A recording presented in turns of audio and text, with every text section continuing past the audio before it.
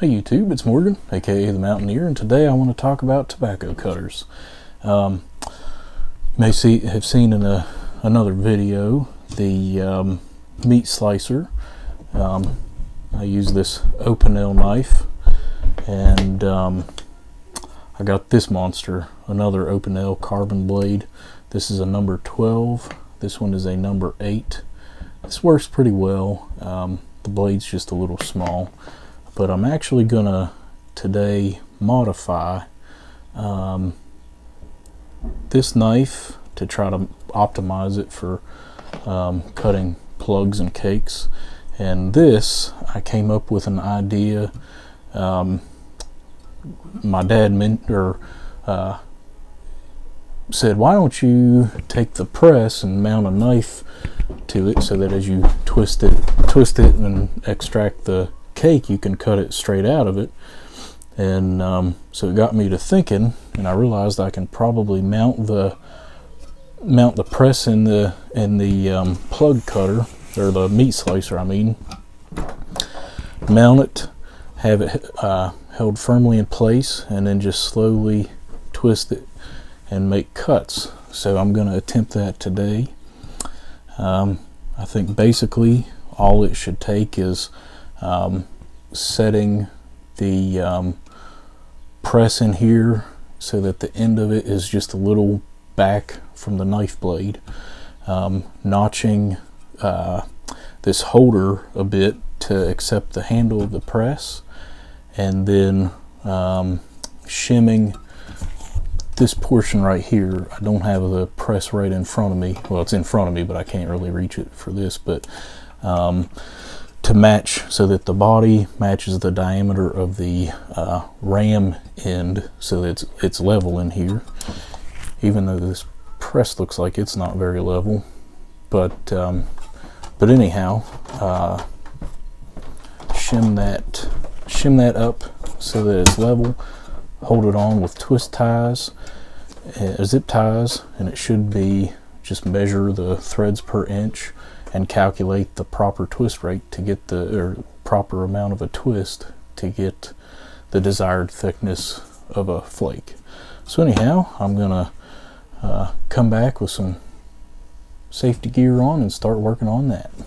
Well, I measured the diameter of the body and of this ring around the ram end cap, which was fun because it's slanted. But anyway, I found the difference, and the difference in the radius is 0.061 inches. So for shims, I'm using Post-it notes, and I can't remember how many this is. I measured this and counted it out yesterday, but I measured and then peeled, just had to peel one off, and it gives me exactly 0.061 inches. So basically, whenever I'm done, this will sit, prop this up. This is pretty level. I'm gonna notch this, just use zip ties around here. Should be good to go. Just tighten the ram as I go, and should get pretty consistent flakes.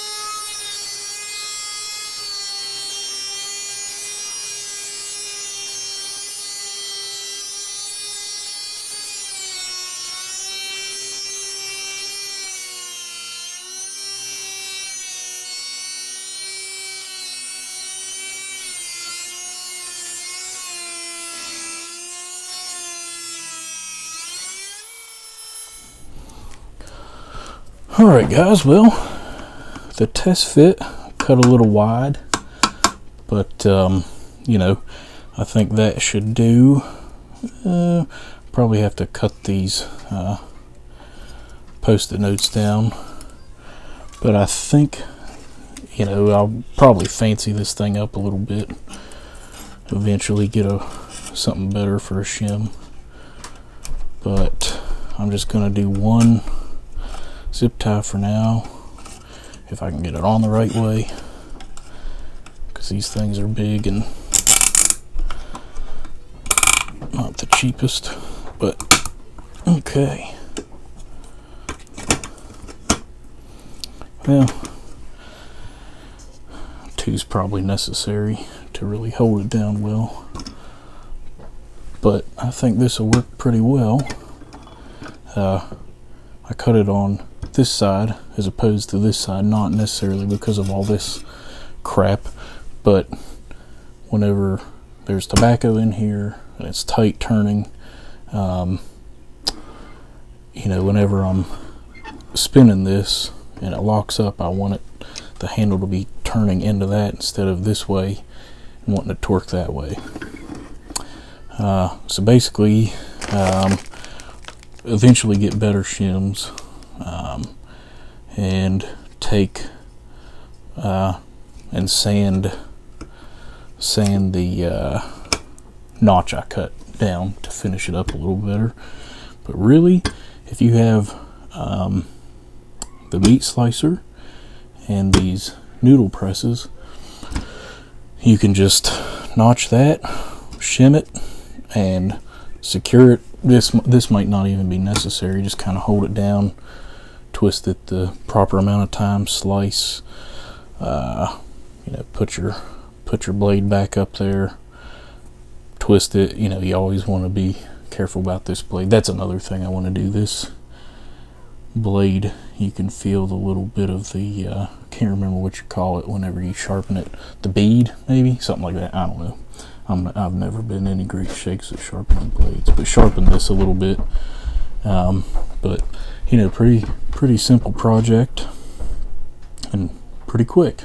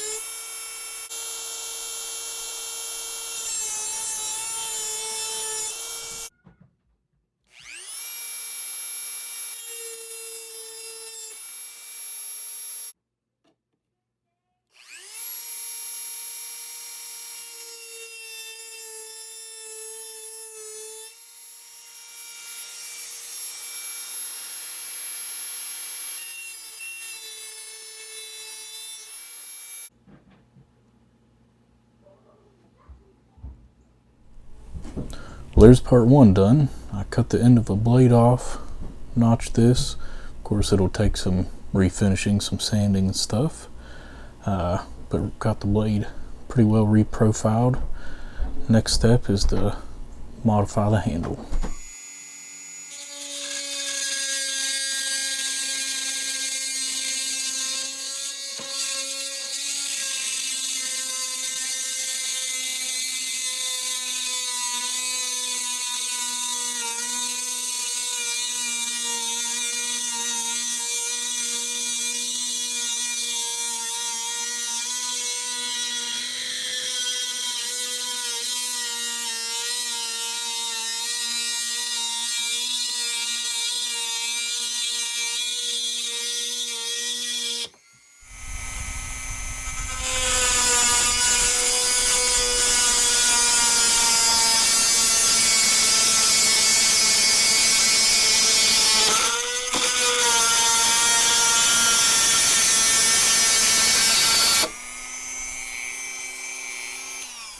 Okay, well, part 1 of phase 2 is done. Lopped off the end of the handle. Now I'm going to recontour it a little bit.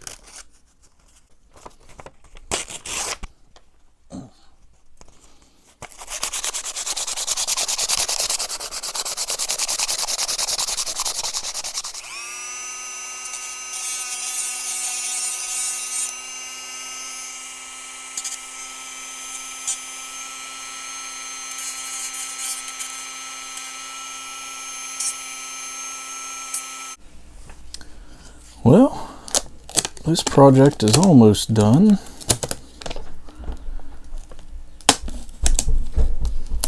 Let's peel this off. See the finished product for the most part.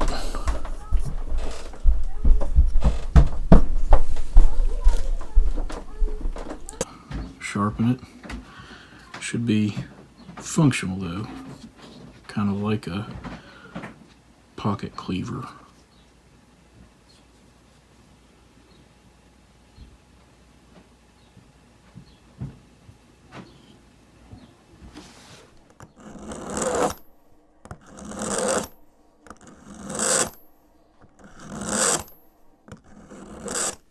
Well guys, I'm back to wrap it up.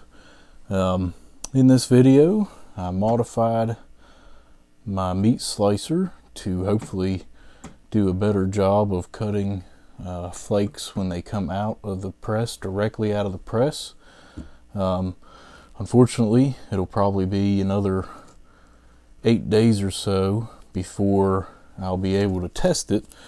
This is my Casa Doom blend that's currently in the press. I'm going to keep tightening this thing up through tomorrow and then let it rest a week in the press. And then, so by next weekend, I'll be able to pop the end cap off, secure it in this, and test it out. I'll do that on video. And here is the final product with my Opinel knife. You know, pretty rough job on it. I'm pleased with it. I mean, it's definitely, it's not a thing of beauty, but it's functional. I sanded it down to just 220. Then I used some dark brown Phoebing's leather dye, the alcohol based, coated it.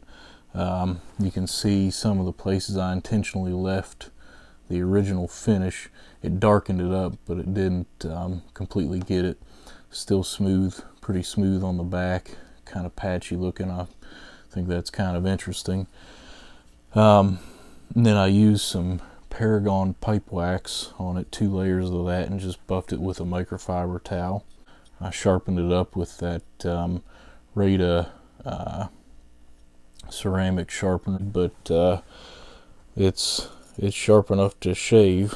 Of course, I don't want to get that in the tobacco, but I'm fairly pleased with it. Like I say, it's rough, but it's not meant to be a thing of beauty. It's 100% functional. See how well this cuts. Oh, that cut very smoothly. You know, obviously this the cake ends up being a little crumbly, and nothing will cut these that well after that point. But you know, that initial cut, I'm very pleased with how clean that turned out. Well, anyhow, thanks for tuning in. If you guys, hopefully you guys got something out of it, and you know, if you have any suggestions, any better plug cutting methods or knives or anything like that, I'd be glad to hear it. Till next time, thanks for tuning in.